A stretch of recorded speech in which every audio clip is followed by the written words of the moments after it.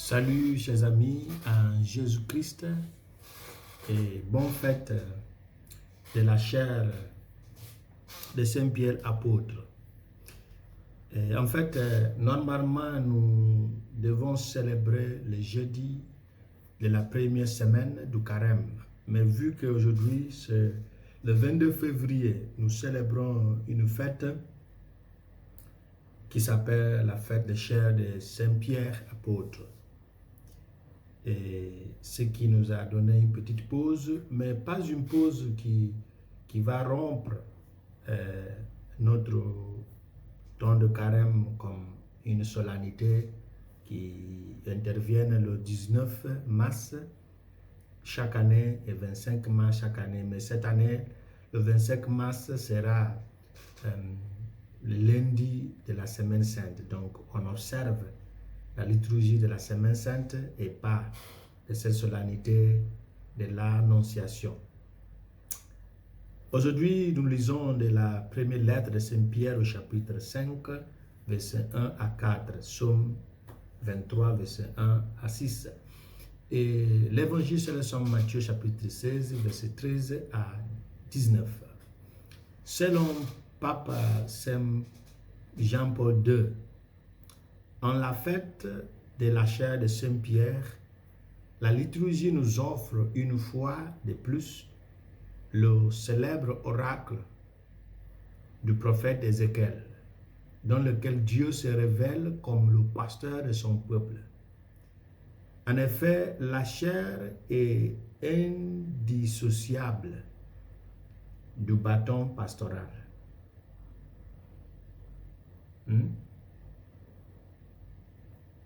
Ce qui constitue sur fond de croix, car le Christ Maître et Seigneur est venu à nous comme un bon pasteur. Donc le pape faisait un commentaire autour de l'évangile de Saint Jean chapitre 10, verset 1 à 18 lorsqu'il donnait ce commentaire. Alors pour mieux comprendre la fête d'aujourd'hui, il est nécessaire de revisiter le texte évangélique. Matthieu chapitre 16. Maintenant, nous allons mettre l'accent sur le verset 18 et 19. Alors, je te le dis, Jésus s'adressait à Pierre, tu es Pierre, et sur ce rocher, sur ce roc, je bâtirai mon église. Les portes des enfers ne prévaudront pas contre elle. Je te donnerai les clés du royaume des cieux. Tout ce que tu lieras sur la terre sera lié au ciel. Tout ce que tu délieras sur la terre sera délié dans le ciel.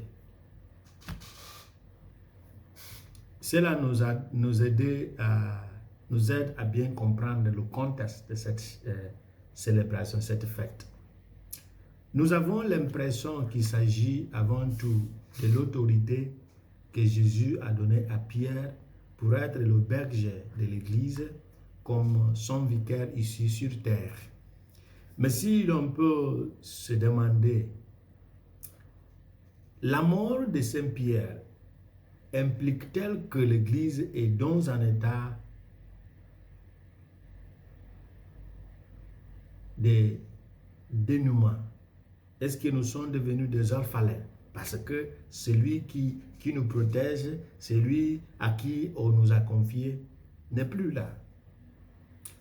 À partir de cette question, nous allons développer le deuxième sens de la fête de la chair de l'apôtre Pierre. C'est une fête pour favoriser l'unité. C'est une fête de l'unité entre Pierre et ses successeurs, les papes, jusqu'aujourd'hui, où nous avons François. Pierre le rocher, Pierre le roc et la chair de Pierre. Qu'est-ce que cela nous dit?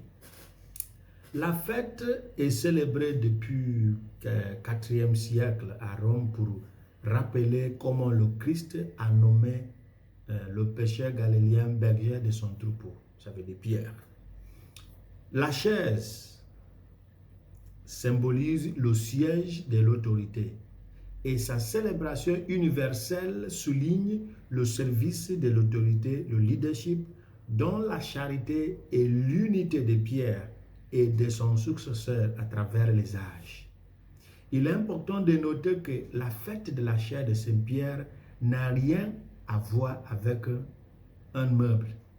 Ça n'a rien à voir avec la chaise. Non, non.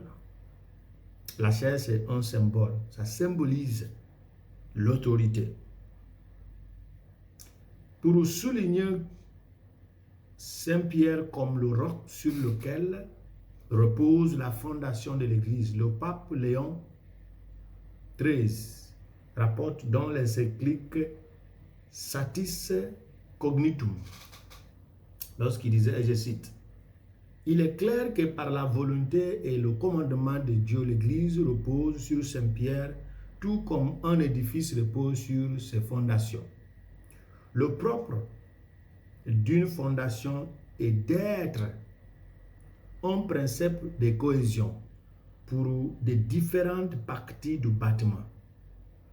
Elle doit être la condition nécessaire de stabilité et de force.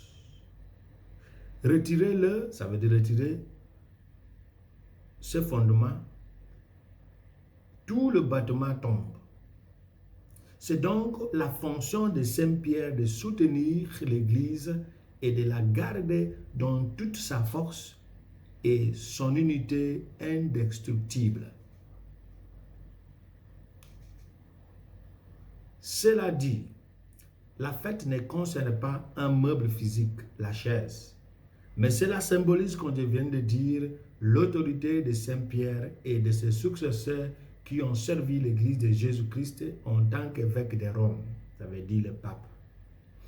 En effet, dans la basilique Saint-Pierre de Rome, il y a une chaise enchâssée, bien décorée, néanmoins d'un symbole représentant la papauté vieille de, si vous voulez, 2000 ans et l'unité que le pape continue d'apporter aux catholiques du monde entier.